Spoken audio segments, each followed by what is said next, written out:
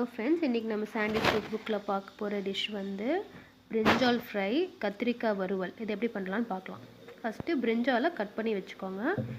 ஒரு வடைச்சட்டி வச்சுட்டு stove on பண்ணிக்கோங்க. அதில் ஒரு 4 டீஸ்பூன் கடலெண்ணெய் ஆட் பண்ணிக்கோங்க. அது நல்லா சூடாகட்டும் கடலெண்ணெய். அது கூட தாளிப்புக்கு கடுகு ஒரு சின்ன டீஸ்பூன், ஒரு அரை டீஸ்பூன் கடுகு ஆட் பண்ணிக்கோங்க. இப்போ அந்த கடுகு நல்லா பொரியட்டும். அது நல்லா பொரிஞ்சதுக்கப்புறம் இப்போ அது கூட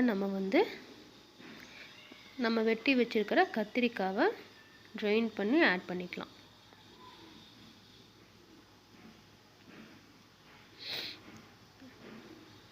ஆட் பண்ணியாச்சு. இப்போ நம்ம அந்த கத்திரிக்காவை நல்லா ஃப்ரை பண்ணலாம். ஃபஸ்ட்டு இனிஷியலாக கொஞ்சம் அந்த தோல் கலர் மாறுற வரைக்கும் லைட்டாக ஃப்ரை பண்ணணும். ஒரு 2 நிமிஷம் ஃப்ரை பண்ணணும். இப்போ அது கூட மசாலா ஆட் பண்ணிக்கலாம். கொஞ்சம் மஞ்சத்தூள் ஆட் பண்ணிக்கிறேன். அப்புறம் குழம்பு மிளகாய் தூள் இல்லைன்னா சாம்பார் தூள் இருக்குங்களா வீட்டில், அதை உங்கள் காரத்துக்கு ஏற்ற மாதிரி நீங்கள் ஆட் பண்ணிக்கோங்க. நான் இன்றைக்கி 1 டீஸ்பூன் தான் ஆட் பண்ணியிருக்கிறேன். ஏன்னா நாங்கள் காரம் அளவாக சாப்பிடுவோம், அதனால் நான் 1 டீஸ்பூன் ஆட் பண்ணுறேன். இப்போ காரம் ஜாஸ்தியாக சாப்பிட்றணும்னு நினச்சிங்கன்னா ஜாஸ்தியாக ஆட் பண்ணிக்கலாம். அது கூட கல்லுப்பு இல்லைன்னா சால்ட் ஆட் பண்ணி அதை நல்லா ஃப்ரை பண்ணுங்கள். நல்லா ஃப்ரை பண்ண தான் அதோட டேஸ்ட்டே வரும். இப்போ அது கூட கொஞ்சம் தண்ணி ஆட் பண்ணிக்கிறேன். தண்ணி ஆட் பண்ணி கொஞ்சம் நேரம் சாட் பண்ணிவிட்டு மூடி வச்சு ஒரு 2 மினிட்ஸ் அந்த உள்ள சாதா வேகிற அளவுக்கு மட்டும் மூடி வச்சு வேக வச்சுட்டு அப்புறம் திருப்பி ஓப்பன் பண்ணி திருப்பி நல்லா சாட் பண்ணி ஃப்ரை பண்ணணும்.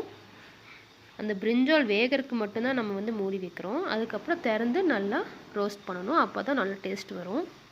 இப்போ பாருங்கள், நல்லா வெந்துருச்சு. நல்லா ரோஸ்ட் ஆகிட்டு ரோஸ்ட்னால் அந்த உள்ளே இருக்கிற சதையெல்லாம் நல்லா வெந்துருச்சு. கடைசியாக ஒரு தடவை நல்லா திருப்பி விட்டுக்கலாம். ஓகே, சூப்பராக இருக்குது. இப்போது ஓகே, நல்லா வந்துருச்சு. இப்போ பாருங்கள், இன்னும் ஒரு 2 நிமிஷம் அது நல்லா ஃப்ரை ஆகட்டும். அது அப்படியே கலரே மாறிடும், அந்த அளவுக்கு அது ஃப்ரை ஆகணும். இப்போ பாருங்கள் ஃப்ரெண்ட்ஸ், இதெல்லாம் நல்லா ரோஸ்ட் ஆகி கலர் பார்த்தீங்களா, அப்போதைக்கு இப்போதைக்கு டிஃப்ரென்ஸு நல்லா ரோஸ்ட் ஆயிடுச்சு. சூப்பராக ரெடி ஆயிடுச்சு. இப்போ அடுப்பு ஆஃப் பண்ணிவிட்டு நம்ம பவுலில் ட்ரான்ஸ்ஃபர் பண்ணிக்கலாம். இது ரொம்ப எம்மியாக இருக்கும். தயிர் சாப்பாடு, ரச சாப்பாடுக்கெலாம் சூப்பராக இருக்கும். இது 2 பேர் இருக்கிற ஃபேமிலி திடீர்னு எதுவுமே செய்ய முடியல, போர் அடிக்குது அப்படின்னு நினச்சிட்டு இருக்கும்போது தயிர் தான் இருக்குதுன்னு நினச்சிங்கன்னா இதை செஞ்சு ஒரு 10 நிமிஷம் ரெடி ஆகிடும். செஞ்சு சாப்பிட்டிங்கன்னா அட்டகாசமாக இருக்கும். சூப்பர் டேஸ்ட்டாக இருக்கும். இது கிறிஸ்பியாக இருக்காது, அந்த தோல் தான் கிறிஸ்பியாக இருக்கும்.